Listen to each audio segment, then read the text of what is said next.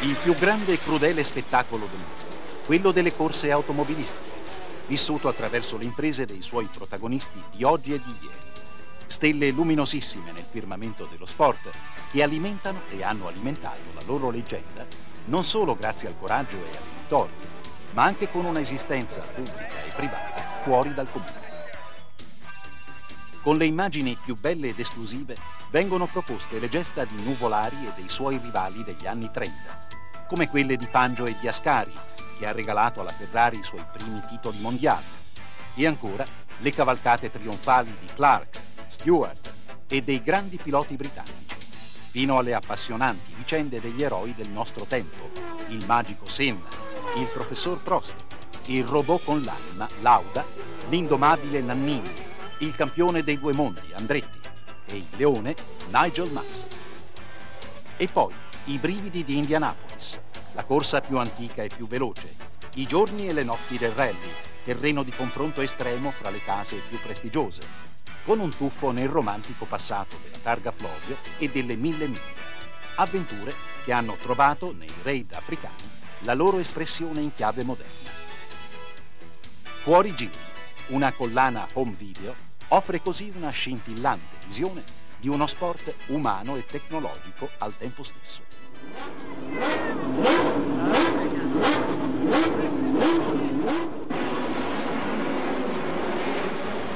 Domenica 6 ottobre 1985. Sul circuito di Brands Hatch, a sud di Londra, si corre il Gran Premio d'Europa, terz'ultima prova del campionato del mondo di Formula 1. L'attenzione generale è polarizzata su Alain Prost, cui basterebbe piazzarsi fra i primi 5 per conquistare finalmente il suo primo titolo mondiale.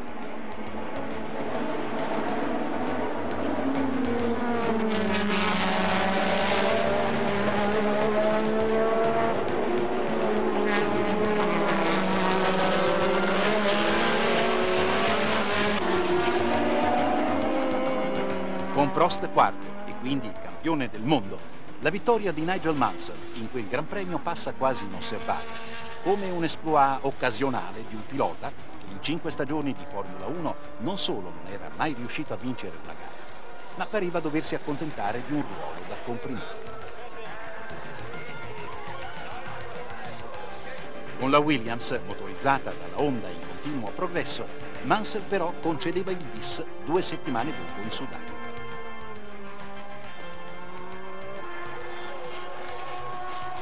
Anche quel successo veniva sottovalutato, in quanto era stato ottenuto nel finale di una stagione che aveva già designato il suo campione del mondo, con tutte le scuderie impegnate a prepararsi per il campionato successivo.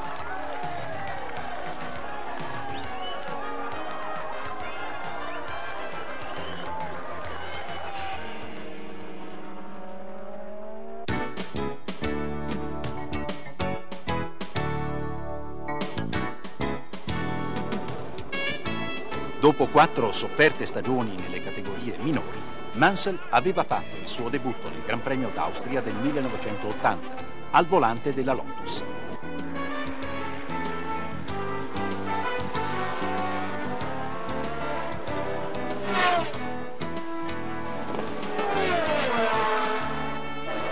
A credere in quel giovanotto ostinato era stato Colin Chapman, il patron di quella che allora era la più blasonata scuderia inglese. Così, dal 1981 era divenuto in pianta stabile il compagno di squadra di Elio De Angelis, proponendosi come un onesto gregario, mai capace di quegli acuti che fanno intuire un talento magari un po' acerbo.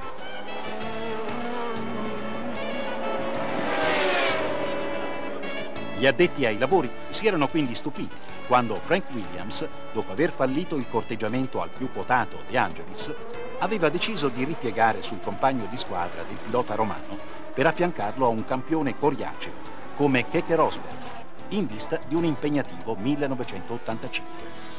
Ma i fatti avrebbero dato ragione a Frank Williams, team manager salito alla ribalta dopo anni di dura gavetta, che di Nigel aveva avuto modo di apprezzare la generosità tipica dei piloti che intendono le corse come un combattimento, razza in via di estinzione.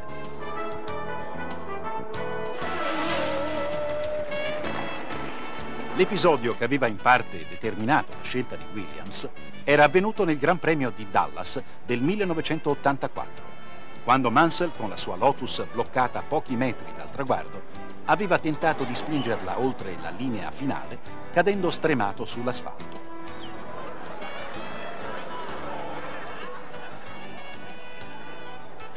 Un gesto inutile, non consentito dal regolamento, ma che la diceva tutta sul carattere di un uomo poco incline a darsi per vinto.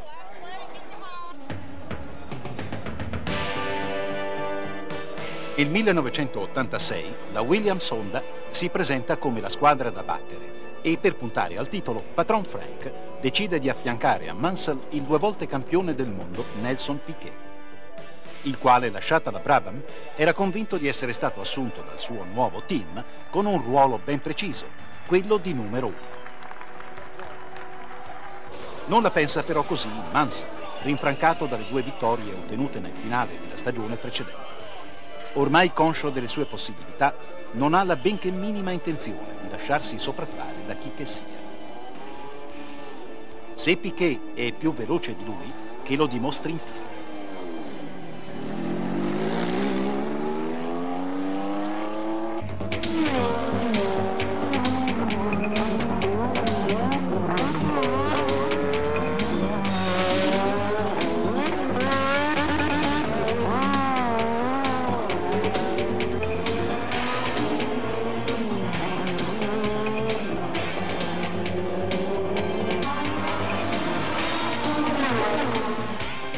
A complicare il già difficile rapporto fra i 2 piloti interverrà anche il terribile incidente d'auto di Frank Williams avvenuto alla vigilia del campionato. Un dramma che costringerà il costruttore su una sedia a rotelle per tutta la vita, oltre a impedirgli di seguire direttamente le gare per buona parte di quella stagione. Con il peso del team che ricade interamente sulle spalle del direttore tecnico Patrick Head, Mansell e Piquet si daranno battaglia nell'arco di tutti e 16 i Gran Premi, ignorando gli interessi superiori della scuderia.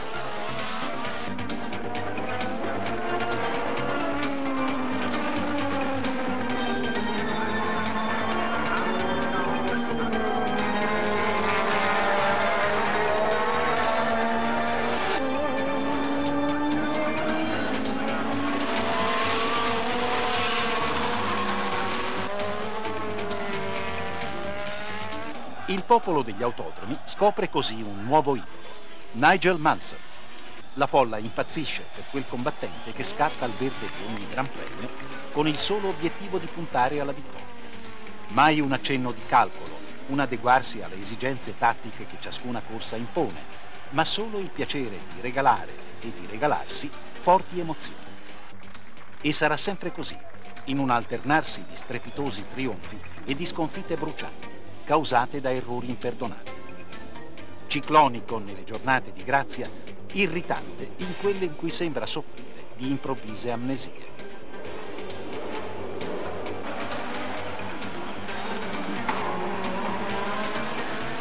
Il 1986 non lo consacra campione del mondo, con il titolo regalato all'astuto Prost proprio all'ultima gara in Australia, ma lo rivela definitivamente come un top driver, qualifica che si è guadagnato non solo grazie ai duelli ruota a ruota con Piquet, ma anche a quelli con un altro brasiliano, la stella nascente Ayrton Senna.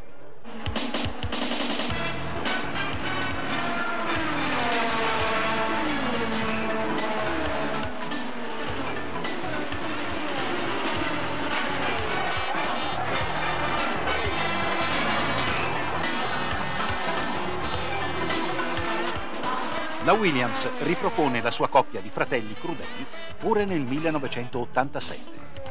Se possibile, il confronto fra Piquet e Mansell si fa ancora più aspro.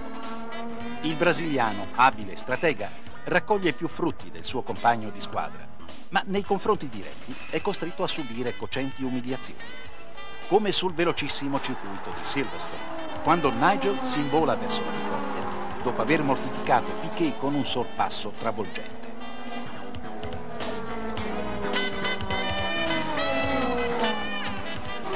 Alla fine a vincere il titolo sarà Nelson Piquet, ma il mai domo Mansell è certo che verrà anche il suo giorno.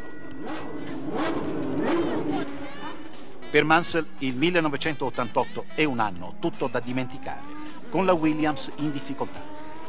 Perso il motore Honda a vantaggio della McLaren, le vetture di Didcot sono spinte dal Judd, un propulsore artigianale che preclude qualsiasi possibilità di successo.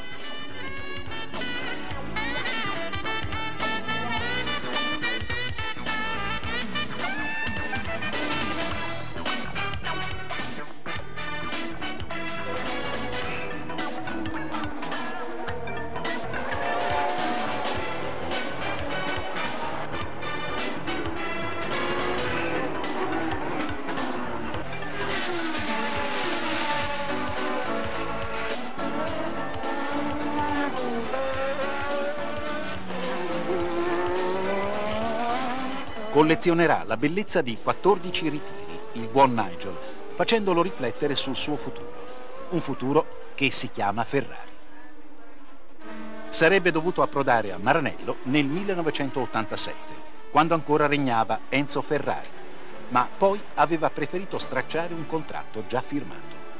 Questa volta, però, non ha avuto dubbi, convinto di vivere straordinari momenti di gloria, quale leader di una scuderia gestita da Cesare Fiorio e affidata tecnicamente a John Barnard, il mago dei telai.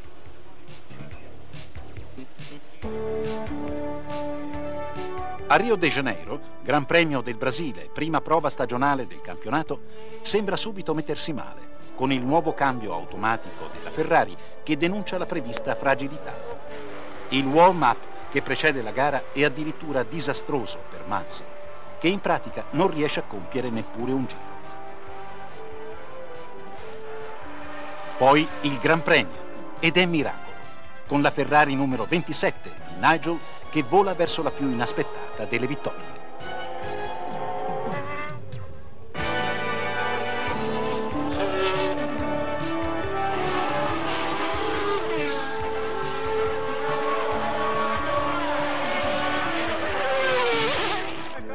Con quel successo il pilota si conquista l'amore passionale dei tifosi delle rosse, un affetto destinato a durare nel tempo.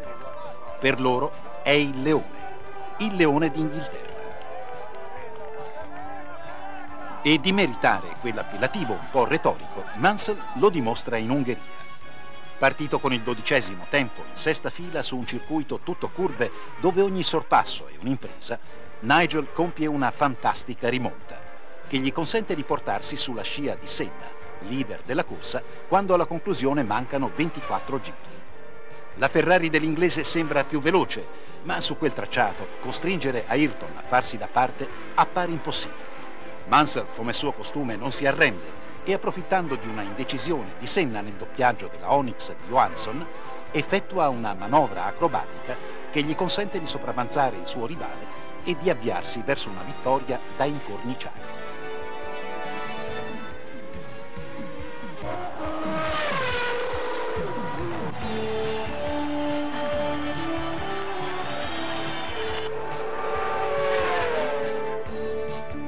La Ferrari si sente matura per lanciare il suo guanto di sfida alla McLaren e per il 1990 decide di varare una super squadra con Alain Prost al fianco di Mansell.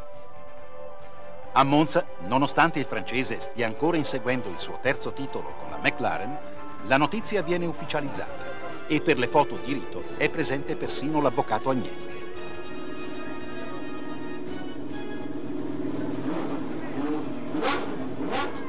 I sorrisi e le strette di mano d'occasione si sprecano, ma non sarà sempre così.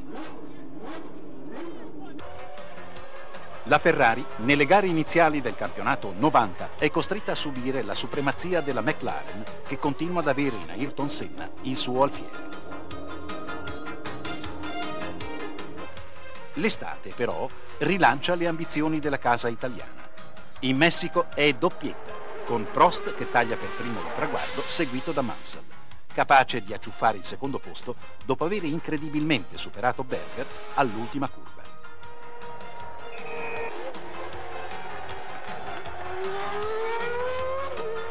In Francia vince ancora Prost, mentre Mansell, classificato 18° a 8 giri, comincia a dare segni di insofferenza.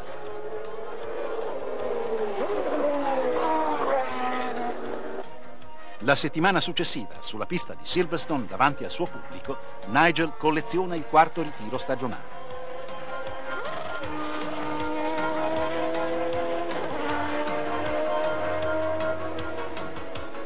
Ma a rendergli ancora più insopportabile la situazione è il successo di Prost, successo che consente al pilota francese di scavalcare Senna nella classifica mondiale e di divenirne capolista. Sfiduciato, convinto di essere stato tradito dalla squadra, di essere caduto nella ragnatela tessuta da Prost, Mansell, appena terminata la corsa, convoca un'improvvisata conferenza stampa per annunciare il suo ritiro a fine campionato. Mi dispiace, annuncio il mio ritiro. Continuerò a correre al 100% fino alla fine del campionato. Sono molto contento con la Ferrari che è riuscita a fare ciò che ha fatto. Se potrò, aiuterò Alain a vincere il campionato e se io stesso vincerò delle gare prima della fine dell'anno, sarò ben contento. Non vedo l'ora comunque, per la prima volta in vita mia, di mettere la mia famiglia davanti a tutto. Non ho molto altro da dire, in effetti, eccetto che ringrazio tutti e spero di far bene nelle prossime 8 gare, ma vi confermo che Adelaide sarà il mio ultimo Gran Premio. Nel momento più buio della sua carriera lo confortano l'amore di Rosanna, sua moglie, e dei 3 figli, Chloe, Leo e Greg. Il suo futuro pensa di dividerlo fra la famiglia, a cui è attaccatissimo, e il golf, altro sport nel quale eccelle.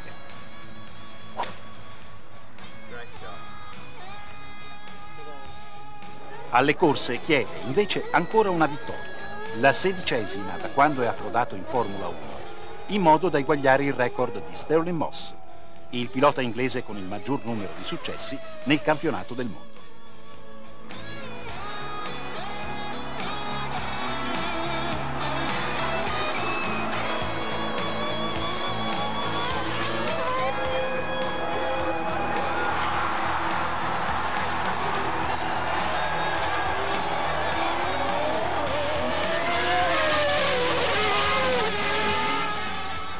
E venne il giorno della vendetta, servita da Nigel nel momento in cui nessuno se lo sarebbe aspettato, tantomeno Prost. Il fattaccio si verifica in Portogallo, gara in cui i pronostici erano tutti per Prost, teso all'inseguimento di Senna, di nuovo leader del campionato. Al semaforo verde, Mansell compie una manovra imprevedibile che, ostacolando Prost, permette alla McLaren di involarsi.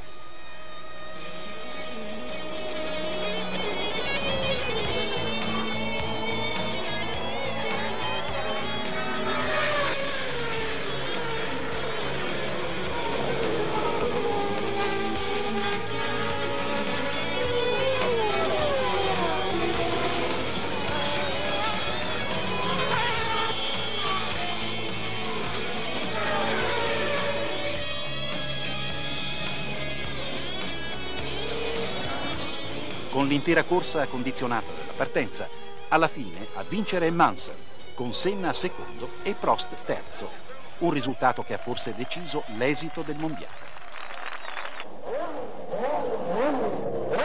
Ai box di Phoenix, il 10 marzo del 1991, c'è anche Nigel. È stato Frank Williams a trovare parole e argomenti per convincerlo a continuare a correre proprio nella squadra in cui era stato valorizzato prima di lasciarsi tentare dall'avventura di Maranello.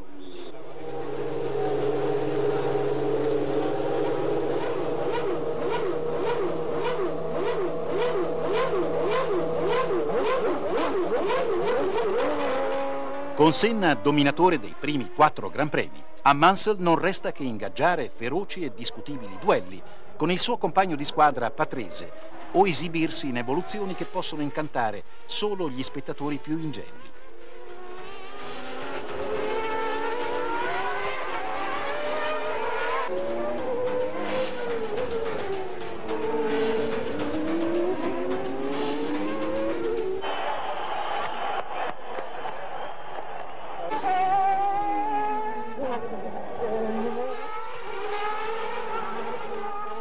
Non è neppure assistito dalla buona sorte, come in Canada, dove è costretto ad arrendersi a meno di un giro dalla fine della corsa con la vittoria già in pugno.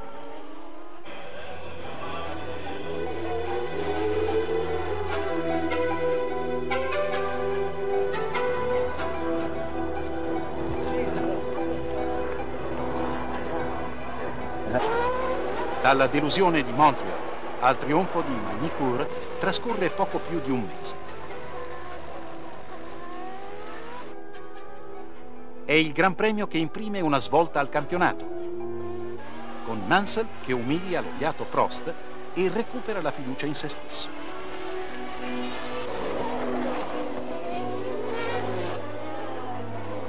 Da quella domenica, grazie anche alla competitività della sua Williams-Renault FV14, comincia la caccia a Senna.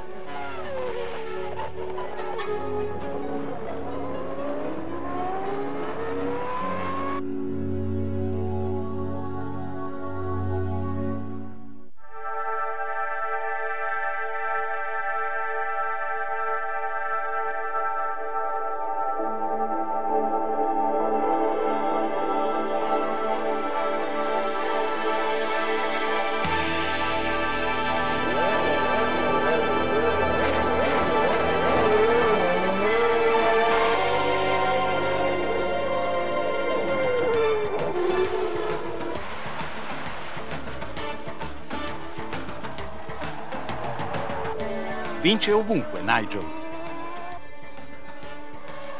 Nella sua Silverstone, dove si toglie lo sfizio, tagliato il traguardo, di dare un passaggio a Senna rimasto senza benzina.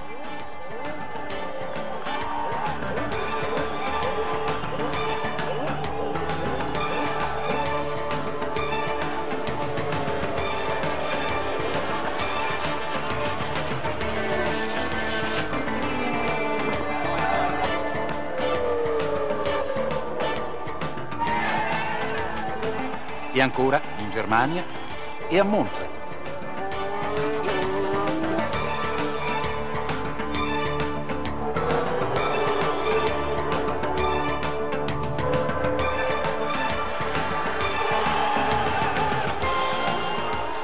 Dove il pubblico gli tributa un trionfo memorabile nel ricordo del suo passato da ferrarista.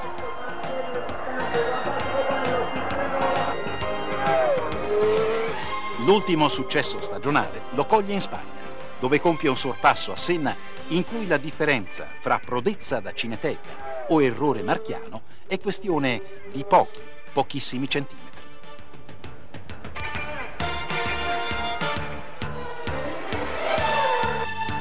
Per Mansell, il sogno di contendere il titolo ad Ayrton fino all'ultimo Gran Premio, di riuscire nella più incredibile delle rimonte, si conclude amaramente nella sabbia di una curva di Suzuka, nel lontano Giappone.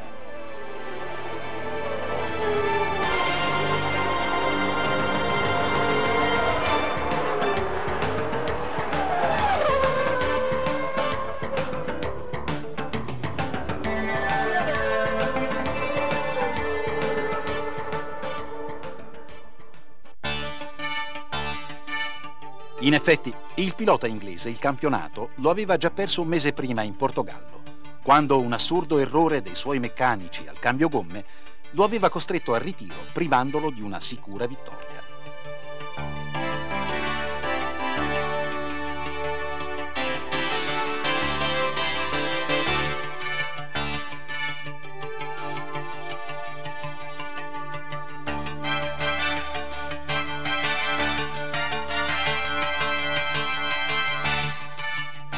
Quell'episodio era stato l'ennesimo di una carriera in cui tutto si può dire, tranne che Nigel abbia avuto la buona sorte dalla sua.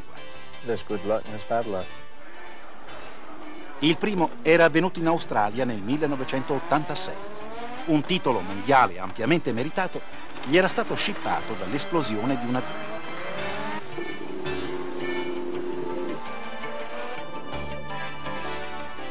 Poi, nel 1987, un doloroso incidente nel primo giorno di prove del Gran Premio del Giappone gli aveva impedito di prendere parte alla gara e di giocarsi le residue chance iridate con il suo compagno Piquet.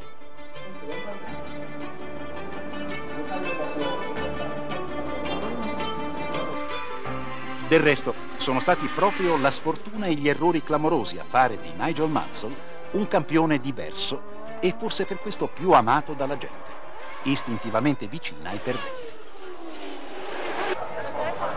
Nigel Mansell, he's the greatest, he's so good, it's unbelievable!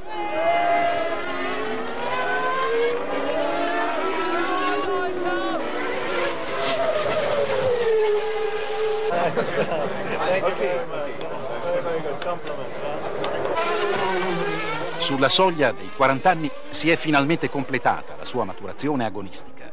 Pilota sempre veloce e aggressivo, è stato capace di trasformarsi in un campione senza complessi, non più condizionato da quelle ombre psicologiche che lo hanno condannato a tante, troppe sconfitte. Nel momento più difficile della sua carriera si sarebbe accontentato di eguagliare un record di relativa portata come quello di Moss. Mai allora avrebbe immaginato di ottenere più vittorie del leggendario Jim Clark, fino a scavalcare Jackie Stewart, il pilota del Regno Unito che vantava il maggior numero di successi in Formula 1.